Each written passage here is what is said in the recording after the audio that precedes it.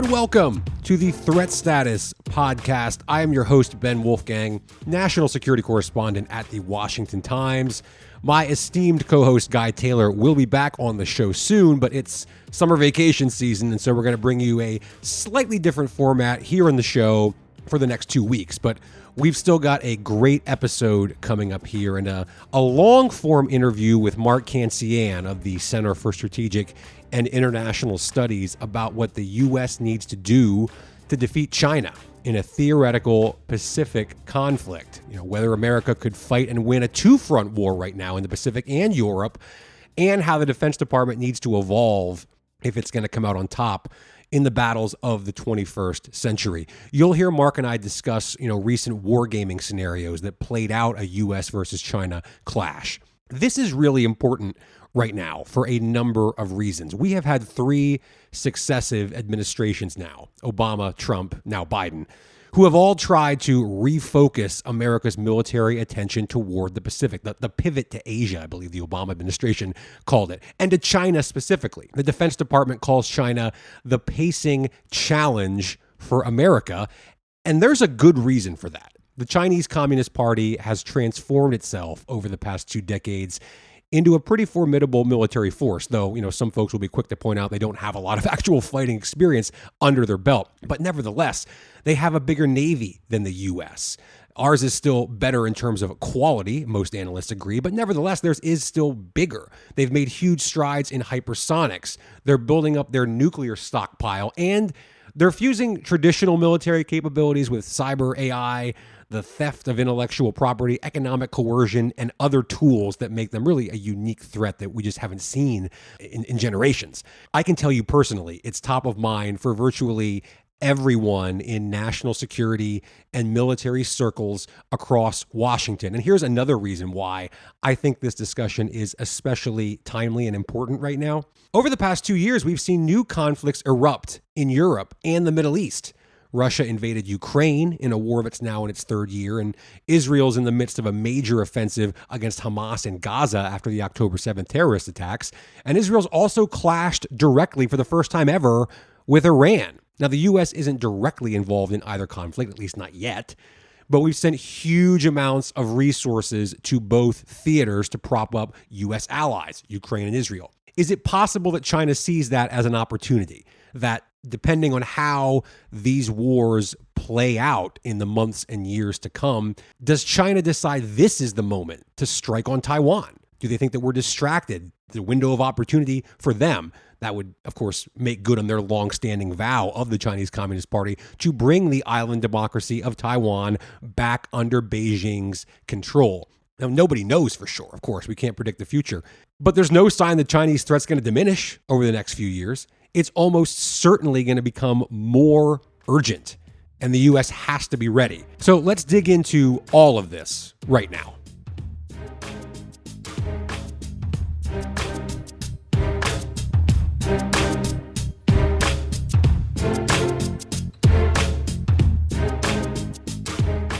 And I'm joined now by Mark Cancian. He is a senior advisor at the Center for Strategic and International Studies and a retired Marine Corps colonel. Mark, thank you so much for being here on the show. I want to start with this. I know you've been involved over the past few years with a number of different war game scenarios there at CSIS, focusing on a possible Chinese invasion of Taiwan. One of them, I think back from January of 2023, found that Taiwan, with the help of the U.S. and Japan, was able to fend off a Chinese invasion, but at a pretty enormous cost. And one of your conclusions was that the U.S. needs to strengthen its deterrence to ward off, such a move by China before it happens. I'm wondering if you can explain to listeners, sort of elaborate on what you think the U.S. and its allies specifically need to do with respect to that deterrence strategy. Are we talking about, more ships, investments in hypersonics or space-based weapons, or a demonstration of cyber unconventional war capabilities? What are some of the specific things that you found that you think would work to maybe get that message across to Xi Jinping that an invasion of Taiwan is a bad idea? Sure. There are a number of things that we can do to strengthen deterrence and then to bring a conflict to successful conclusion more quickly, so that there is less loss of life and destruction on both sides. One of them is to increase our inventory of long-range precision munitions, particularly anti-ship munitions. Those ran out in the first couple of days, and they're enormously helpful in attacking the Chinese fleet and the Chinese amphibious forces. The United States has pretty large inventories for attacking ground targets, not terribly good for attacking ships at sea. And then there are inventories for missile defense, for example, all of which need to be expanded. We've seen the same dynamic in Ukraine. That is, the United States sent a fair amount of munitions to Ukraine, but did not have the production capacity to replace them very quickly. We saw in Ukraine that militaries in conflict go through a lot of munitions very quickly. We would see the same dynamic in a war with China. There are a couple other things that we highlight. One key item is the importance of Japan. And this isn't a military modernization issue as much as it is a political one. But without Japan, the conflict becomes very difficult because we have all of these short-ranged fighters, F-35s, F-22s, F-15s, and they have to be stationed in Japan, particularly southern Japan and Okinawa, which is quite close to Taiwan. But if we don't have access to those bases, then basically they can't play. Bases like Guam are really too far away for fighters to consistently run large numbers of sorties. Now, you can fight the war with bombers only, but that makes it very difficult. Another key item that, again, was not military modernization per se, was the value of having munitions and equipment on Taiwan when this war starts. It's very unlikely that the president would allow U.S. forces to deploy to Taiwan in a crisis. Many people in the White House and State Department would argue that that will precipitate the kind of conflict you're trying to avoid. So our ability to do that would probably be very limited. But if we can provide weapons and munitions to Taiwan, either through FMS, process is slow, but does work, or directly through presidential drawdown, and Congress has just given the administration authority to do that, then you can get a lot of these on Taiwan. The Taiwanese can use these munitions, particularly, again, anti-ship munitions, but also anti-air, sea-based mines and things like that. There were some things that were maybe a little unusual when people think about strengthening deterrence. People think in terms of B-21s and bombers. I mean, and those are very useful. The problem with B-21s and many of the other capabilities that are coming online, they don't really get here until the end of the 2020s, really into the 2030s. So we have to look at some things in the near term. Two things that people don't often think about are hardened shelters. Guam, Anderson Air Force Base, our major base in the Pacific, doesn't have any hardened shelters for aircraft. I mean, they're just out there. So our recommendation is build some hardened shelters to protect aircraft. And yes, the Chinese can use missiles against hardened shelters, but it's much less efficient. And if you build enough shelters, they have to take out a lot of shelters, some of which might not have aircraft in them. And that is also the value of dispersal. The Air Force is very focused on this. They have this agile combat element that it's designed to allow aircraft to be based in a wide variety of places, not just on U.S. military bases. That makes a lot of sense. People have tended to focus on small regional airports, and that's possible, but putting 6 F-35s on some small island, it does not solve your problem, which is what do you do with hundreds of aircraft that are now arriving into theater? As a Marine, I know, you've been especially interested in, and I have as well, in, the ongoing modernization and in some ways kind of the reimagining to a degree of the Marine Corps. Are you satisfied with what you've seen in that regard? Have they sketched out a clear path for what the Marine Corps needs to be in the 21st century, specifically, as we just talked about, with respect to the role that it certainly would play in any major Pacific conflict? There were two tensions in the Marine Corps' new concept, which was called Force Design 2030. Now it's just called Force Design. And in that concept, the Marine Corps converted all of the forces in the Pacific into a anti-ship air defense kind of structure. They're called Marine Littoral regiments. They're building 3 of those in the Pacific. And they also took tanks and a lot of artillery out of the rest of the Marine Corps. The problem the Marine Corps faces is twofold. The first one is how to get them in place. The Marine Corps' concept is that they will be in place before the war begins. That is that they'll be either in the Philippines or on Taiwan. So when the Chinese begin their attacks, these units will be on the shore with their anti-ship missiles and will be able to attack the Chinese. And that's great, except it's very unlikely, certainly on Taiwan and possibly on the Philippines. Now, the Philippines are becoming much closer to the United States, much more amenable to doing this than they were even 5 years ago. So it's possible the Philippines would allow U.S. To deploy, particularly if the conflict were going to be in the South China Sea and the Philippines felt directly threatened. But it's not a guarantee. So the first problem is just getting them there, because once the shooting starts, there's no way you can get these forces into Taiwan. Even into Philippines would be hard. Ships are very vulnerable, and aircraft are also very vulnerable, at least for a month or two until the Chinese missile inventory declines. A huge problem is getting them there.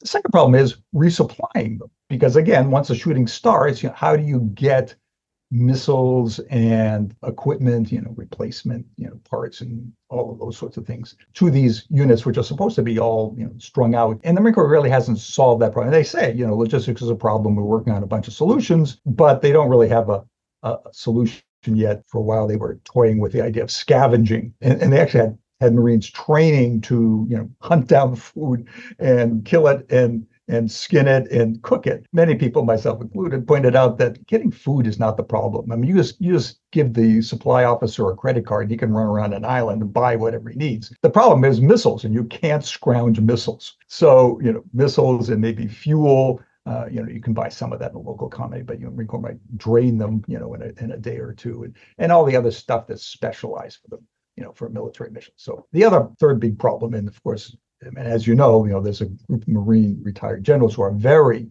upset about this change. The other problem is what happens to the rest of the world. This is a design that's optimized for the Western Pacific. Historically, the Marine Corps has fought in other places. The retired officers are concerned that the Marine Corps' ability to do that, what it's traditionally done, has been diminished.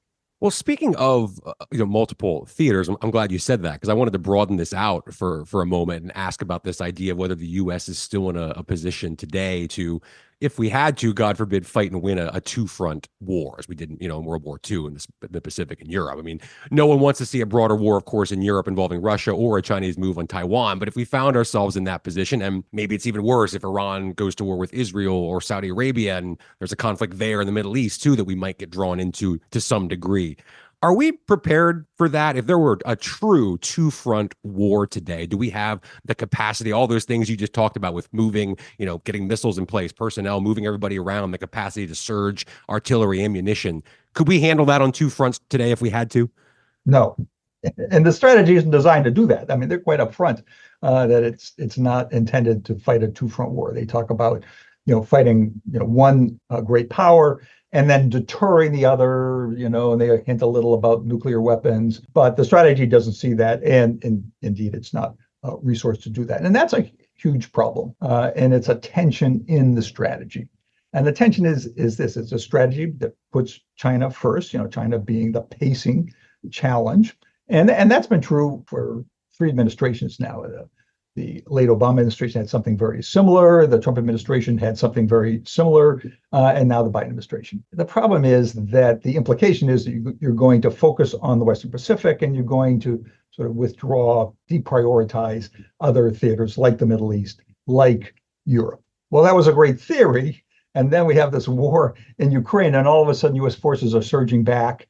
Now we have this war in the Middle East. U.S. forces are surging back. The idea that we could shift our focus and leave our allies to take care of these other problems just has not been borne out. In theory, the Europeans could handle Russia and the war in Ukraine. I mean, if you look on paper, they're very wealthy. They have very large armed forces, but without U.S. leadership, they just mill about. And you have to have the United States there if you want to deter the Russians and maintain stability in Europe. Does anything change that, Mark? Because I mean, we saw very, radically different approaches from the Trump administration to the, sort of the tough love approach that Donald Trump took versus what we've seen a more traditional, posture toward NATO in Europe and under the Biden administration. But, as you just said, it still hasn't quite gotten there to where we'd like to see it. Does anything change that dynamic with respect to what Europe is, willing to do and capable of doing vis-a-vis a full-scale conflict with Russia, should it come to that? I mean, there is more that the Europeans can do. And to give them credit, they're doing a bit more. And in fact, over the last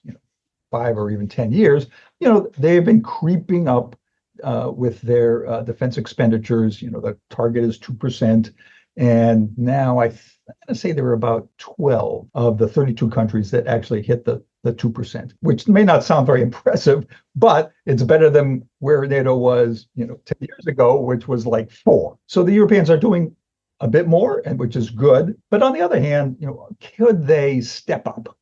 Could they, as Europeans, organize themselves to confront the Russians, for example, with the United States providing help, sort of in the background? They can't. This was their moment, the war in Ukraine. To do that, I have a colleague, Max Bergman, who's enormously frustrated with the Europeans. He thought, this is it. They're going to stand up and show the world that they can come together and act with unity and strength against Russia. And they couldn't do that. They needed the United States to organize them. And with the U.S. organization, they have done a lot, but they need that organization. The French, of course, would love to step in and provide that organization. Nobody trusts them. The Germans could do it, because they're such a wealthy country, but they're very reluctant to do it. And of course, there are a lot of long memories about that. I want to ask you, Mark, something about the U.S. defense industrial base. There was something that General C.Q. Brown, the chairman of the Joint Chiefs of Staff, said at the Special Operations Conference in Tampa a few weeks ago that I attended that really caught my eye about the Pentagon and its relationship with the defense industry. And I'll just sort of read the quotes, you know what I'm talking about. He said, quote, "The organization that wins is often the one that has the loudest voice and the most money, but that's not the capability we may need.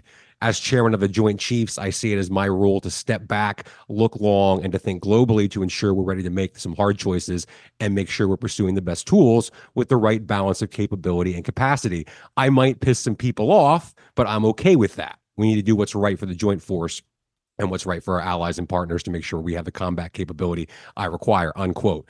What do you think he meant by that? I interpret it, maybe I'm off base, but I interpret it as maybe it's a signal he's trying to send to the era, maybe that we've become accustomed to massive multi-year, sometimes multi-decade, multi-billion-dollar contracts with the Lockheed's, Boeing's, Raytheons of the world.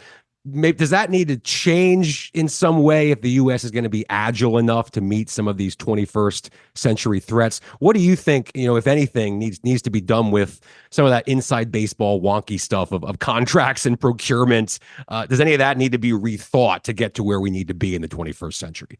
Well, let me give you 3 answers about what I think General Brown meant. The first one is about trading off force structure for modernization. He wrote about that when he was Chief of Staff of the Air Force, has written about it again. And you do see that in the Pentagon's program. That is, the Air Force is getting much smaller. They're going to retire about 20% of their aircraft.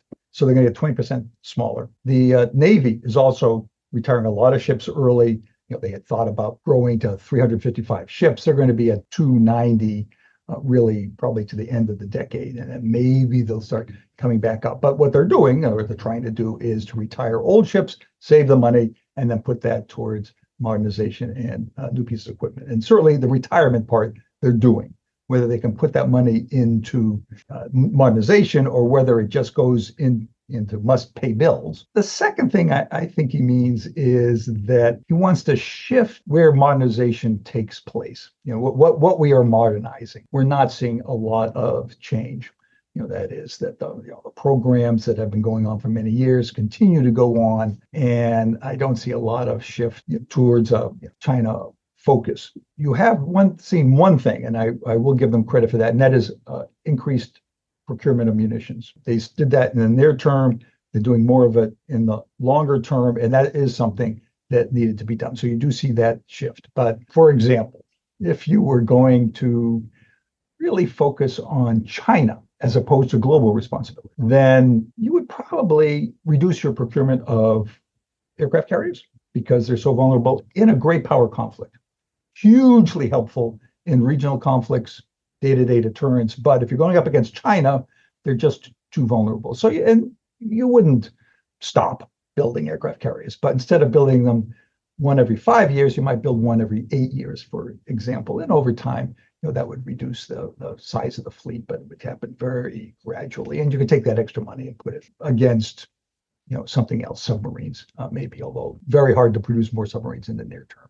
Last thing, Mark, and then we'll wrap up here, just to follow up on this, because obviously the DoD through the replicator program and a lot of other initiatives is working more closely with Silicon Valley tech focused firms because of AI, autonomous systems, a lot of those things that are going to be pretty, I think, ubiquitous in the future of war. And I'm just always struck by sort of the inherent clash between, again, some of these more traditional defense contractors and the disruptors of the tech industry. I mean, the Boeings and Lockheeds don't like disruption. They like the multi-decade billion-dollar programs, long-term contracts, certainty and security, and knowing what's going to be on the table and what's expected of them, over the next 5, 10, even 20 years.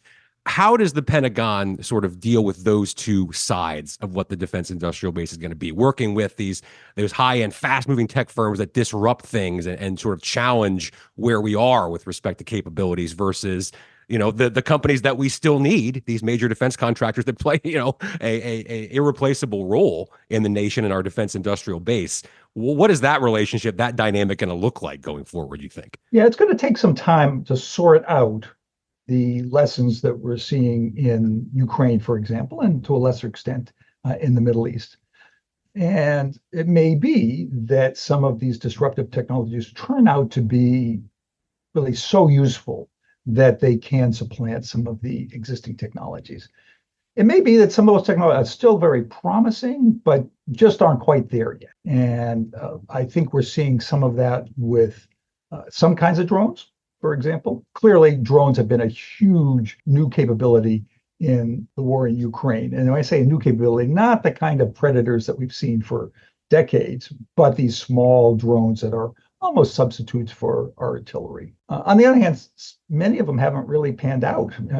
You can see that some of them are sent over to Ukraine with all this fanfare, and then you never hear anything more. And then later you hear, well, it had this problem, it had that problem. It's going to take a little while to sort out what really worked well, sort out whether armored vehicles are obsolete or whether they are still useful, but you just take lots of casualties. People point out that on the one hand, tanks in World War II, took tremendous losses. In the Battle of Kursk on the Eastern Front, the Russians lost, say, 2,000 or 3,000 tanks, in the course of 3 weeks. But no one argued that tanks were obsolete on the Eastern Front. What it just meant is the Eastern Front was very bloody. So it's going to take a little while to sort that out, and then we can see, who can best provide those capabilities. And there are other capabilities too. I'm going to say something a little maybe controversial here, but there are the dogs that didn't bark. And one of them is cyber. Clearly, there's been a lot going on with behind the scenes on cyber, back and forth. And U.S. companies, traditionally thought of as part of the defense industrial base, Amazon, Google, have been apparently instrumental in helping the Ukrainians defend themselves in a cyber domain. But cyber has had literally zero impact on the battlefield. All of those stories we heard, over the years about, the next war is going to be decided by ones and zeros before the first shot is even fired, turned out to be totally untrue in this case. Now, is that true in China? It's a little hard to say, but Russia had a pretty well-developed cyber capability and has been totally unable to produce battlefield effects with that capability. So before we go out and say, well, we got to pump a lot of money into cyber, I'd say, all right, let's take a look. Is this a Y2K kind of problem, or is this something that with China and other circumstances might be much more important? That's why I say we have to take some time and sort out the lessons learned. And after every war, there's a whole cottage industry on lessons learned, and we'll see that. Mark Cancian, thank you so much for joining us. Really appreciate it. Well, thanks for having me on the show.